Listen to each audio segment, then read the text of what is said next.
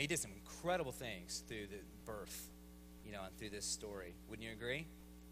And Paul, the Apostle Paul, later on would say, in reflecting on this in Galatians 4:4 and 5, he'd say, "But when the time had fully come, God sent his Son." When the time fully came, it just right when the time came and it culminated, God sent his Son, born of a woman, born under the law, to redeem those under the law, that we might receive the full rights of sons.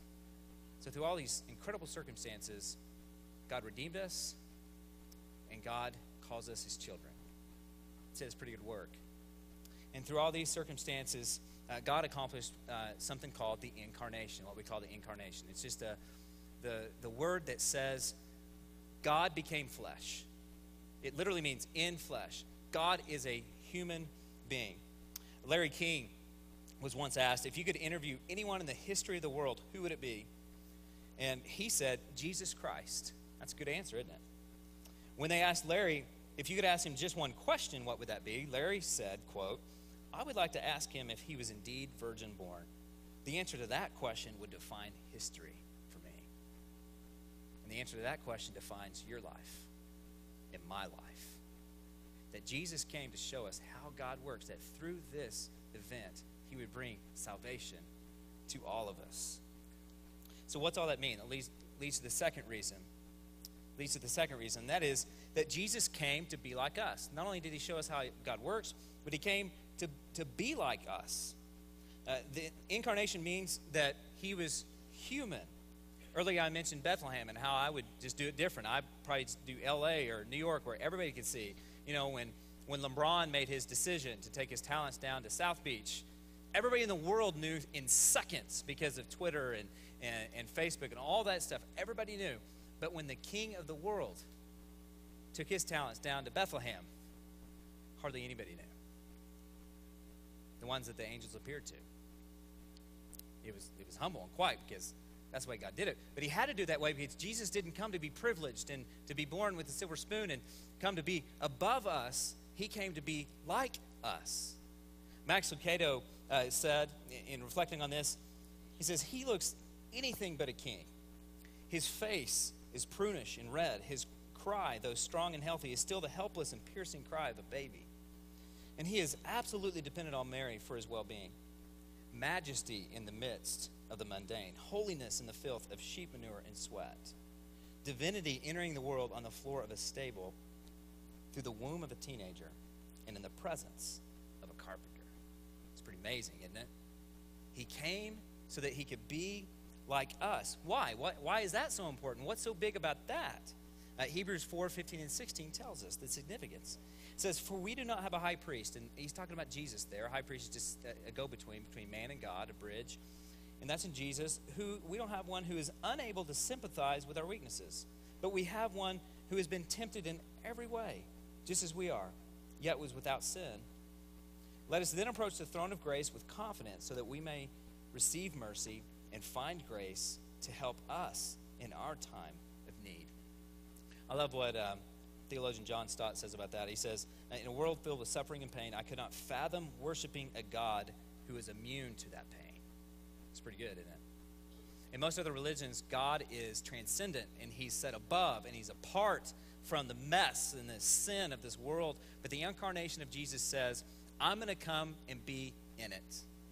And I'm going to come and be like you. I'm going to come.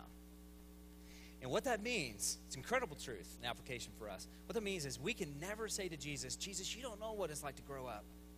You don't know what it's like to be a teenager. You don't know what it's like to have a weird family who kind of stabs you in the back and talks bad about you.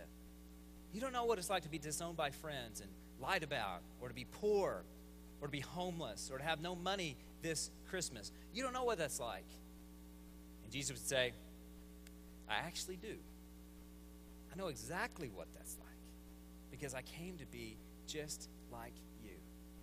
So what that means in our spiritual life is when we're suffering and we're tempted, we can go to Jesus.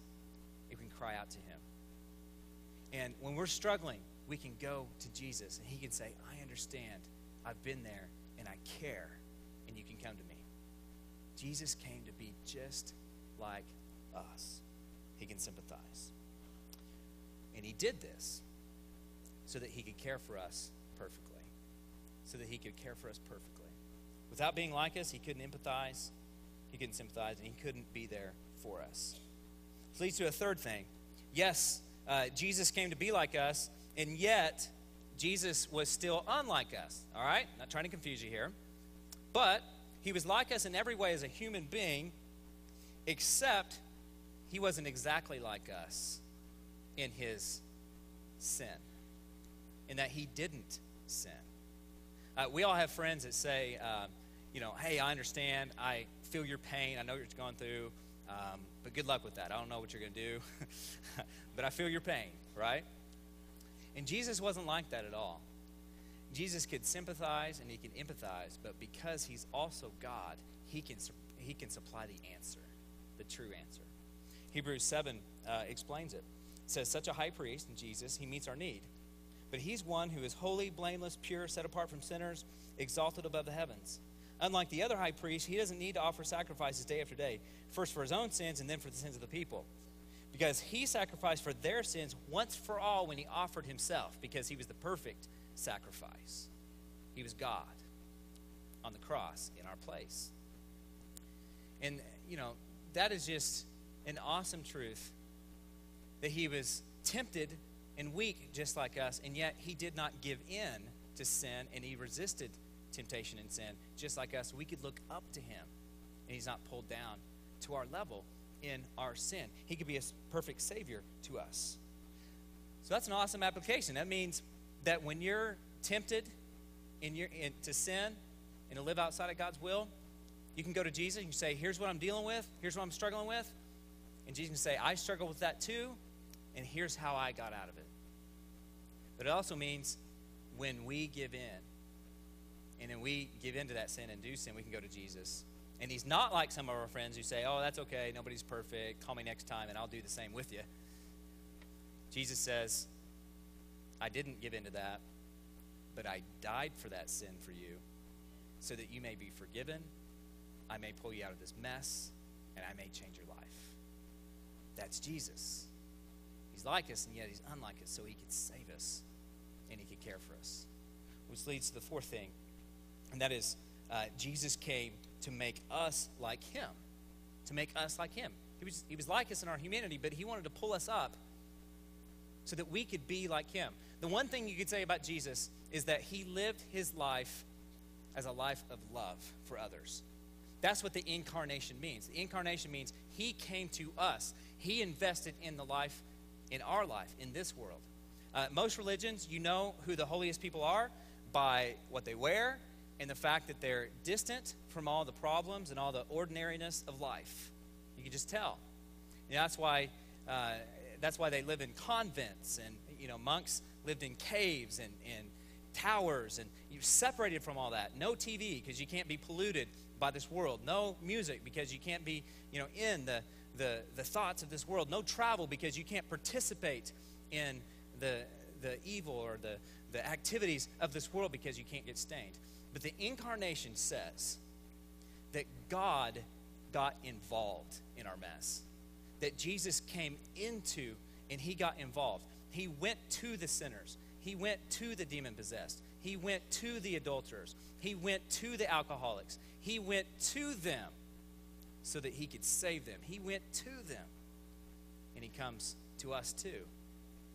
But he also, if we're going to be like Jesus, we have to show incarnational love as well. We have to go to the messes of other people if we're going to be like Jesus.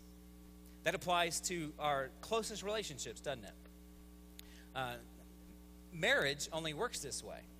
It's the only way marriage works. We've seen how marriages have collapsed around us in this world, and the main reason is that people fall out of love and they think that's it. Or they say, I'll love you if you meet my needs. You meet my needs, I'll meet your needs. But incarnational love, Jesus' kind of love that he shows us, is the only way that marriage works. It says, I'm going to get in your life, and I'm going to step in your shoes, and I'm going to find out what it means to be you and what stresses you out and what your hopes and dreams are and what your needs are so that I can get in your life and meet your needs. That's marriage.